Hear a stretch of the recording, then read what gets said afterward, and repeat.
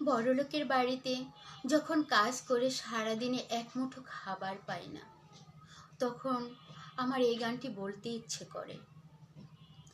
কে যায় সারে ভাতের ডালা লইয়া, এক মুঠো ভাত দেশে আমায় রইয়াছি না খায়া রে, এক মুঠো ভাত দেশ রে আমায় রইয়াছি না খায়া।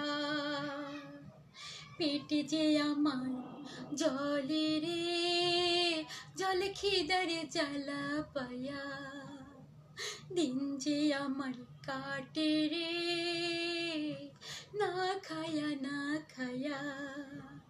কে যা সারে ভাতের ডালা লইয়া, এক মুঠো ভাত দিস রে আমায়